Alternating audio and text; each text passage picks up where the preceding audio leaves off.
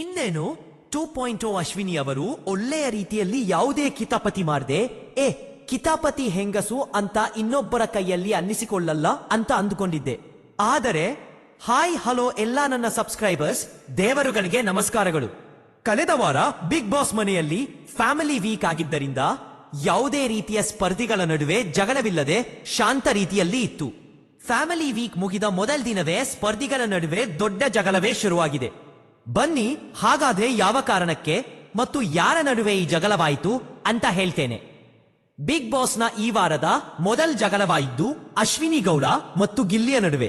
ಈ ಜಗಳಕ್ಕೆ ಮುಖ್ಯ ಕಾರಣ ಏನೆಂದರೆ, ಈ ವಾರ ಡಬಲ್ ಎಲಿಮಿನೇಷನ್ ಆದ ನಂತರ, ಅಂದ್ರೆ ಸೂರಜ್ ಮತ್ತು ಮಾಳು ಬಿಗ್ ಬಾಸ್ ಮನೆಯಿಂದ ಎಲಿಮಿನೇಟ್ ಆಗಿ ಹೋದ ನಂತರ ಮನೆಯ ಕ್ಯಾಪ್ಟನ್ ಆಗಿರುವ ಗಿಲ್ಲಿ ಅಶ್ವಿನಿ ಅವರಿಗೆ ಕಿಚನ್ ಕ್ಲೀನ್ ಮಾಡಲು ಹೇಳುತ್ತಾನೆ.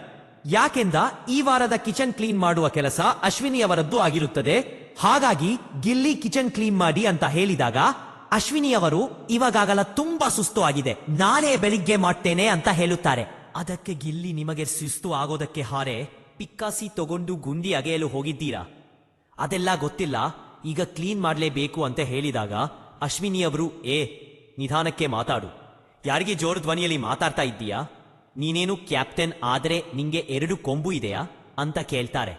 ಅದಕ್ಕೆ ರೊಚ್ಚಿಗೆದ್ದ ಗಿಲ್ಲಿ, ಮೊದಲು ನೀನು ಕ್ಯಾಪ್ಟನ್ ಆಗಿ ತೋರಿಸಮ್ಮ ಅಂತ ಹೇಳ್ತಾನೆ.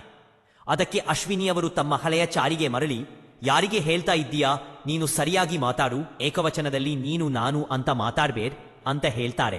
ಅದಕ್ಕೆ ಗಿಲ್ಲಿ, ನೀನು ಕೆಲಸ ಮಾಡದೇ ಇದ್ದರೆ ನಾನು ಹಾಗೇನೆ ಮಾತನಾಡುತ್ತೇನೆ ಅಂತ ಹೇಳುತ್ತಾನೆ. ಅದಕ್ಕೆ ಅಶ್ವಿನಿ ಅವರು ಆಟಿಟ್ಯೂಡ್ ನಿಂದ ನಾನು ಮಾಡ್ಲಾ ಹೋಗು ಅಂತ ಹೇಳ್ತಾರೆ. ಅದಕ್ಕೆ ಗಿಲ್ಲಿ, ಅಶ್ವಿನಿ ಅವರಿಗೆ ಇವತ್ತು ರಾತ್ರಿ ನಾನು ನಿಮಗೆ ಕೊಡೋ ಕ್ವಾಟ್ಲೆಗೆ ನೀವು ಮಲ್ಕೊಂಡು ಬಿಟ್ಟರೆ ನಾನು ನೀವು ಹೇಳಿದ ಹಾಗೆ ಕೇಳ್ತೇನೆ ಅಂತ ಚಾಲೆಂಜ್ ಹಾಕ್ತಾನೆ. ಹಾಗೇನೆ ಪ್ರೋಮೋದಲ್ಲಿ ನೋಡಿದ ಹಾಗೆ ಗಿಲ್ಲಿ ಅಶ್ವಿನಿ ಅವರು ಮಲಗಿದಾಗ ಫುಲ್ ಕ್ವಾಟ್ಲೆ ಕೊಡ್ತಾ ಇದ್ದಾನೆ. ಅಶ್ವಿನಿ ಅವರದ್ದು ಬೈ ಇದೇ ಆಯ್ತು. ಇನ್ನೊಮ್ಮೆ ರಘು ಕ್ಯಾಪ್ಟನ್ ಆಗಿದ್ದಾಗ ಕೆಲಸ ಮಾಡಲು ಕರೆದಾಗ ಅವರ ಜೊತೆಯೂ ಈ ಸೀಸನ್ನಲ್ಲಿ ನಡೆದ ದೊಡ್ಡ ಜಗಳಕ್ಕೆ ಕಾರಣವಾಗಿದ್ದರು. ಇನ್ನು ಉಳಿದಿರುವುದು ಕೆಲವೇ ವಾರಗಳಾಗಿರುವುದರಿಂದ ಎಲ್ಲರ ಜೊತೆಯಲ್ಲಿ ಚೆನ್ನಾಗಿರುವುದು ಪ್ರಯೋಜನ ಇಲ್ಲ ಎಂದು ತಿಳಿದು ಮತ್ತೆ ತಮ್ಮ ಹಳೆಯ ಚಾಲಿಗೆ ಮರಳಿದ ಅಶ್ವಿನಿ.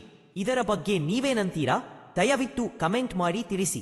ಮತ್ತೆ ಮುಂದಿನ ವಿಡಿಯೋದಲ್ಲಿ ಸಿಗೋಣ. ಧನ್ಯವಾದಗಳು.